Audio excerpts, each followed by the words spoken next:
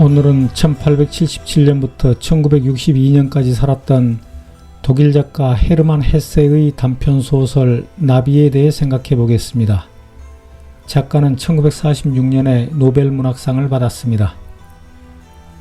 소설 속 10살짜리 소녀는 나비를 수집하는 취미에 푹 빠져 있는데 이웃집에 사는 아이가 소년이 잡은 아름다운 푸른 날개의 나비를 혹평하여 기분이 나쁩니다.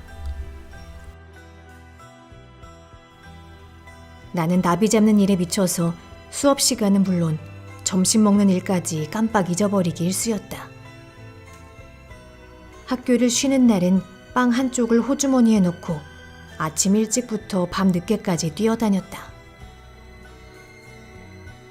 반짝이는 반점의 하나하나, 날개 속에 드러난 맥줄의 하나하나, 가는 촉각의 갈색 잔털의 하나하나가 뚜렷이 보일 때마다 느껴지는 긴장과 환희는 이루 말할 수 없는 것이었다. 그러던 어느 날 나는 아주 특별한 나비 한 마리를 잡았다.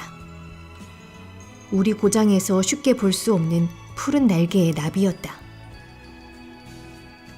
기쁨에 들뜬 나는 푸른 나비를 이웃집 아이에게 보여주고 싶어졌다. 이웃집 아이란 뜰 건너편 집에 사는 교원의 아들 에밀이었다. 에밀은 흠잡을 수 없을 만큼 깜찍했지만 약간 건방진 게 흠이었다. 나비 잡는 솜씨는 보잘것 없었으나 수집물을 깨끗하고 정확하게 정리하는 솜씨가 뛰어났다. 게다가 그는 나비의 찢긴 날개를 풀로 이어 맞추는 남이 잘 하지 못하는 아주 어려운 기술을 가지고 있었다. 어쨌든 모든 점에서 그는 모범 소년이었다. 그 때문에 나는 열등감을 느끼며 그를 미워했다. 나는 그에게 내가 잡은 진귀한 나비를 보여줌으로써 코를 납작하게 해줄 생각이었던 것이다. 그는 아주 귀한 나비임을 인정하며 10전짜리 가치는 되겠다고 중얼거렸다. 녀석의 혹평 때문에 나는 좋았던 기분이 형편없이 나빠졌다. 그날 이후 나는 2번 다시 에밀에게 내가 수집한 나비를 보여주지 않았다.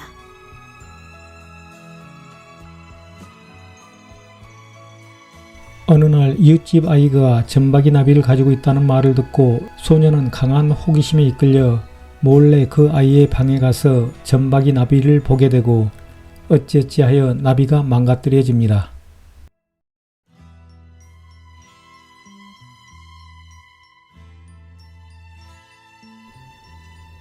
그로부터 2년이 흘렀다.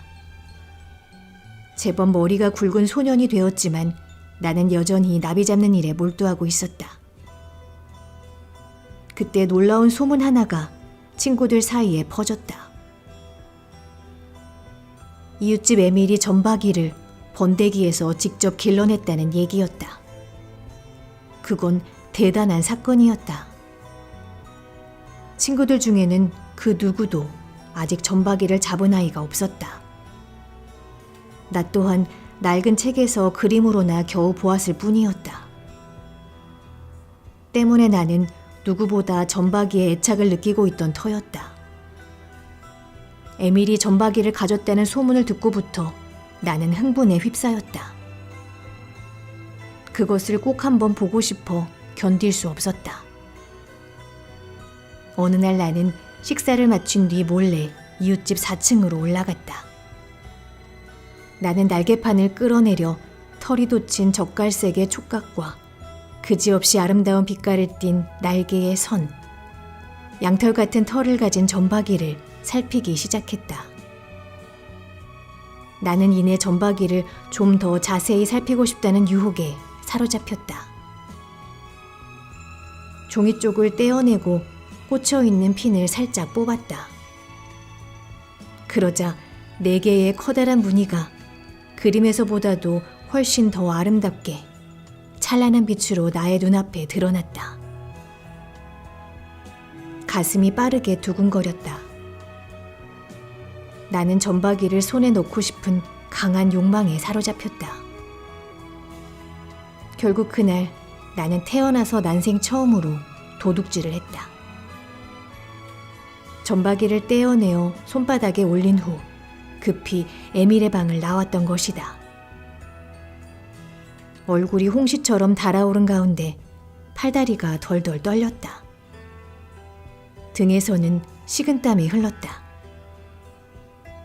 양심의 소리가 나비를 가져가서는 안 된다고 속삭였다. 주머니에서 손을 뽑아 나비를 책상 위에 꺼내 놓았다. 점박이는 앞날개 하나와 촉각 하나가 떨어져 있었다. 떨어진 날개를 조심스레 주머니 속에서 끄집어내려고 하니까 그나마 산산이 바스라져서 이어붙일 수조차 없게 되었다. 도둑질보다도 아름답고 찬란한 나비를 내 손으로 망가뜨렸다는 사실이 나를 더 괴롭게 했다. 나는 멍한 얼굴로 손과 책상을 번갈아 바라보았다.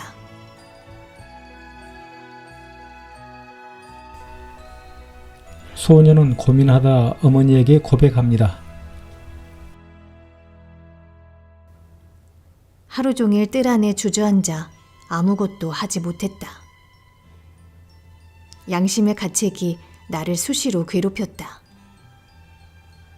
결국 나는 용기를 내어 모든 일을 어머니에게 말씀드렸다.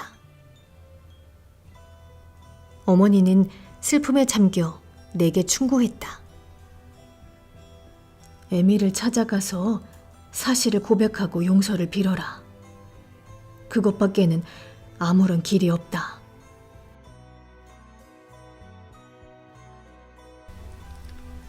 소녀는 이웃집 아이를 찾아가 잘못을 인정하고 용서를 빕니다.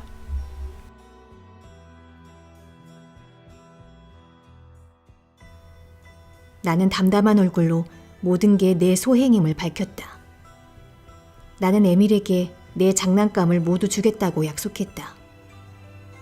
이번에는 내가 수집한 나비를 전부 주겠다고 말했다. 잘못을 저지른 사람이 용서를 비는 태도는 소년과 같아야 합니다. 첫째, 잘못을 인정하는 것입니다. 둘째, 피해자가 이제 그만해도 된다고 할 때까지 거듭거듭 사과하고 배상을 하는 것입니다.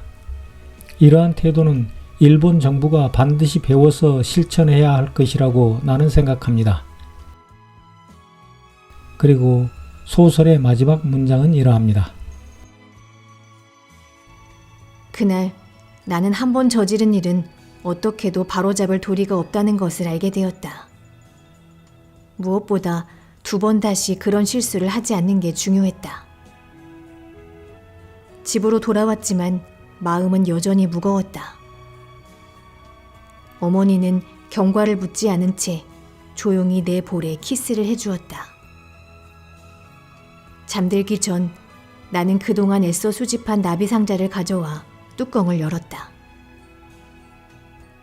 그런 다음 핀으로 눌러놓은 나비들을 하나하나 끄집어냈다. 나는 손으로 나비들을 비벼서 죄다 가루로 만들었다. 이 마지막 문장에서 내가 배운 것은 집착을 부숴버리는 매우 특별한 용기입니다. 집착은 버리지 못하고 매달리는 마음인데 참으로 끊어버리기 어렵습니다. 비유하기를 소돔과 고모라가 멸망할 때 두고 온 것에 집착하여 뒤를 돌아보았던 롯의 아내는 소금 기둥이 되고 말았다고 합니다. 죄를 짓게 만드는 소돔과 고모라를 파괴한 후 뒤돌아보지 않아야 새로운 삶을 살듯이 소녀는 죄를 짓게 만들 정도로 커다란 집착의 대상이었던 나비를 부숴버림으로써 소금 기둥이 되지 않고 새로운 소년으로 다시 태어납니다. 부활한 것입니다. 그래서 잘못을 인정하고 용서를 비는 용기도 대단하지만 집착의 대상을 부숴버리는 용기는 더욱 대단하다고 생각하기에 더 큰 박수를 보냅니다. 감사합니다.